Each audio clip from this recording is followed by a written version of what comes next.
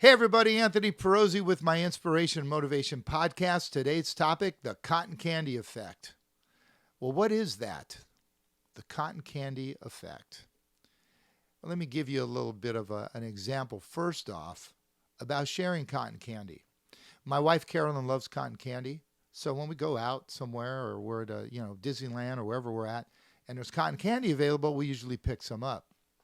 And of course she shares it with me and the boys and then or we get our own, but in most cases she gets some and we share it.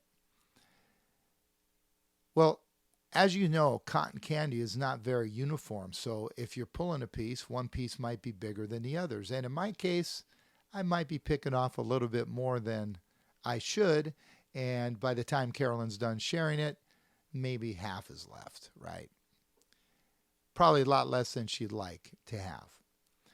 Well, over time, I remember at work each day, regardless of if I had a good plan for the day or I had all my tasks I needed to get done for the day or even that week prioritized, one being most important, two being kind of medium, third being low priority, and so on and so forth. But getting it on the list so you can work the list down. Sound familiar? I mean, we do that in our day to day lives. And so with that, the demands at work became so big many of the times that I just had to move all the tasks to the right, move them to the next day and to the next day, in some cases to the next week. And I remember after so many years being at work, I was in a management position, leadership position, and people were coming by my office. They needed certain things. They just needed a quick moment. But there were times where folks didn't say, "Hey, you got a minute?" They would just ask, just come, not even say hello. I'm a big, hey, say hello first, and then or good morning, and then let me know what you need, right? Um, and it just kept happening week after week, and I just thought to myself, man, I feel like cotton candy.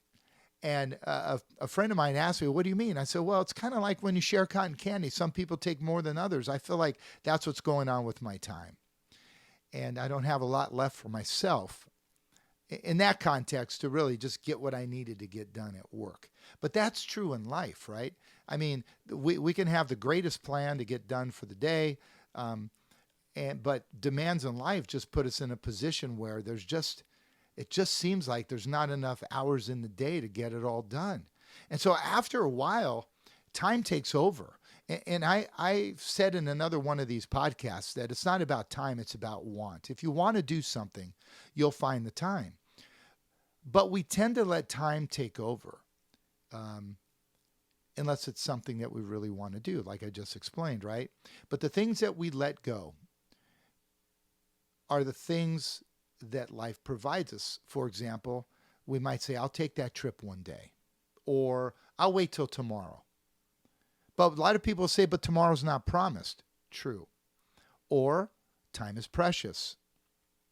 We've all heard how fast life is, how fast life goes. I mean, here I am already 58 staring at 60. That's how I look at it, right? It seems like just yesterday I got married, and not far beyond that, I graduated high school. I mean, time just flies.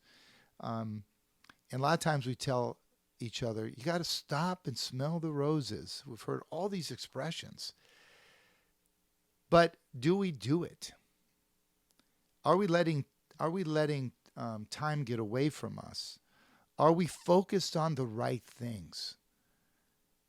Think about your day in the context of time. One thing I look at is I look at my the time spent on my phone, right? In many cases, I'm watching things on YouTube, but I like to see what's going on through social media, what people are doing. But a lot of times it's watching videos on YouTube. In particular, most of the things I look at these days are faith based, and I just learn a lot. I'm just really exploring a lot more in my Catholic faith, so that's where most of my time is spent. Either that or texting or things of that nature, but if you just look at the amount of time you spend on your phone, you might see 5, 6, 7, 8 hours a day. That's a lot of time, right? Unless there's some algorithm that's just monitoring your phone even when you're not on it, that maybe is adding to that. I don't know, but it's pretty accurate. But so my goal is, hey, can I get below 3 hours? I mean, that would be really something for me, right? And then we'll rationalize, why we're on social media all that time. But I feel that we really need to assess our time. Are we spending our time the way we want to? Are we giving of ourself to others? Or are we just giving that time to ourselves? Are we giving it to our families? Are we giving it in prayer and worship? Are we exercising? That's a good one, right? New Year's resolution.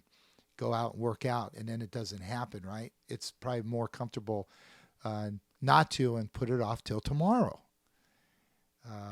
Are we spending the time in enjoying entertainment? Things that we like to do. So it's really, how do we assess time? How do you assess time so that you are not only helping others, but also feeling that you yourself are getting accomplished and enjoying the things in life that you want to do? It's a total balancing act. We know it. So for this year, it's now February. As I said, I talked a little bit in the past about New Year's resolutions and those kind of dying off the week or two after the new year. But take a step back. Here we are in February of 2024. Think about how you'll spend your time. That will leave you with your spirit filled and really prepares you to be good to others. Because now you've spent time for the things you want to do, to be with family, friends, whatever it is that makes you fill up your heart and your spirit, right? Because when you feel good about yourself, that you're getting accomplished what you want to do, you also can be that light for someone else to show them what's possible, to be a good neighbor. And just remember that, life is short and the cotton candy effect is going to happen. There's no doubt. But recognizing when it is, knowing how to balance, knowing how to say no to certain things, knowing how to get off of social media and free up some of those 7-8 hours a day that you're on your phone. Give that time to someone else. Give that time to yourself. Give that time to God in prayer. I really think you'll see a difference in your life. So recognize the cotton candy effect, balance it, and give time back to the things that fill your spirit and help others. All right, everybody, that's what I have for today. Have a great Valentine's, and we are entering Lent, so have a spiritual Lenten season. God bless you all. Have a great one.